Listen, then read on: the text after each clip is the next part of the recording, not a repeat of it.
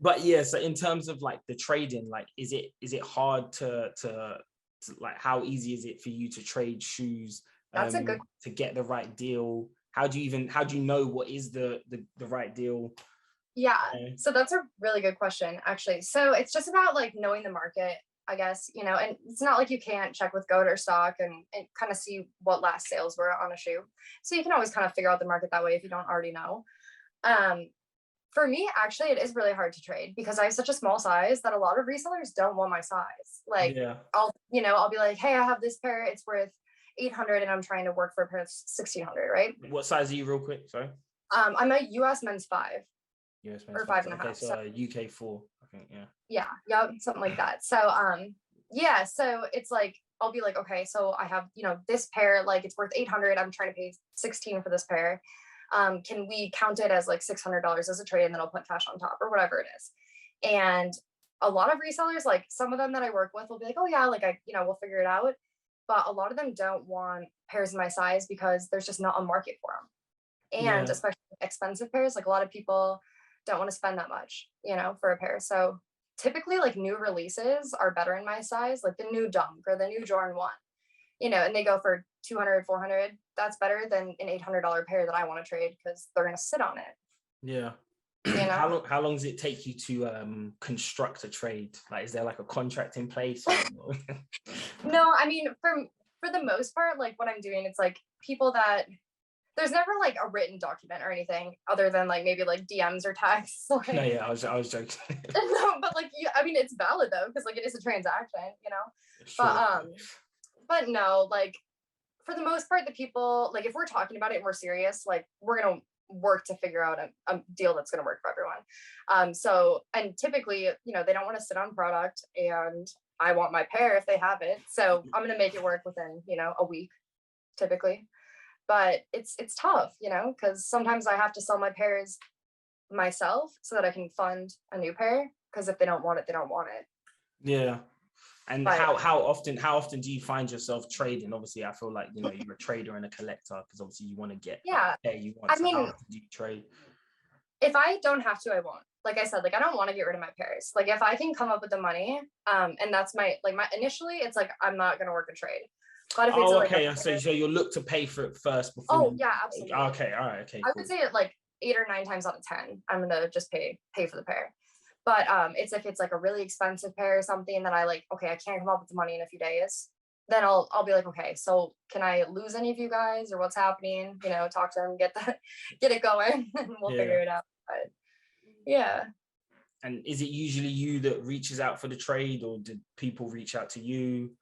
A lot of people reach out to me like, hey, like I know your size. Are you interested in this pair? But if I see someone has a pair in my size that I want, I'm definitely gonna be proactive about it. Is there And never I'm any looking like at trust? But like, obviously, I know you, like from what you've said. There's yeah. people that Mhm. that you can like get the shoe, and you'll be like, oh, if you can get that, grab it, and I'll sort whatever. Yeah. But is there Yeah. like, let's say, I don't know, you see someone on IG or in person, is Mhm. there ever like any trust issues or whatever? Like, That's a real thing with buying and selling shoes. I feel like so I haven't really had issues with people being like questioning, like that I know of, questioning me, like, oh, is she gonna come up with the money? She said she wants the pair. They could be thinking it, but for the most part, my deals have gone pretty smooth. There's a lot of scams online, especially like on Instagram. So it's like it's more, I think, for like I'm talking as a buyer, so there's plenty of risk for sellers too.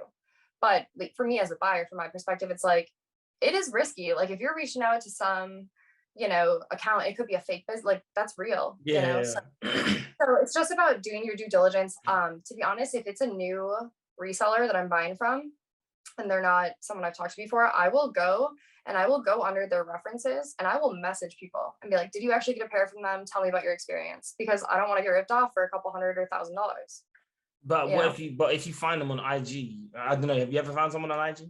Yeah, that's what I'm talking about. Like I'll like look under their references and I'll DM people, be like, hey, Yeah, but how do they have references on IG? I know on eBay they would have yeah, references, but on yeah. IG all you So got really is comments. yeah. So I mean, well, typically resellers will have like a post and it's like leave your references as a comment under the post. Oh, Or okay. they'll have like a story highlight where they've screenshotted things. And that's typically how they do it that I've seen. So I'll just go, I'll find the accounts that have commented and be like, did you really do this deal? How was the transaction? How were they? You know, and if anyone says like anything, I'm not going to risk it. It's just not worth it. Yeah, okay, yeah. And have you ever had an experience of like a dodgy trade or whatever? I mean, I've got like, I think that everyone that buys and like collects shoes or even like resells has like gotten screwed over before. You know what I mean? Yeah, like I did not proud of it. I did buy from a fake company one time early on, and I was out about $1,000, and basically like I filed the report and everything, and for some reason like this fake company had also submitted information which wasn't true, but the bank ruled in their favor, which is crazy. Oh, really? Crazy, because I had all the proof. But anyways, I was out about $1,000, so I'm careful. Yeah, I can imagine that would change things going forward. Very. How long ago was that? What you said, that was like your early days, isn't it? Well, my early days where I got like really, really into it, you know, since I reconnected with my friends, probably about a year and a half ago. So pretty recent. It feels like it was yesterday. I was gonna say it probably still burns. It does. It sucks. That's a good holiday, you know. I know. Oh my god, it's a good pair of shoes. Yeah, I was gonna say like that could be the shoes you want as well. Like if you saw them, but you know, let me not rub it in too much. But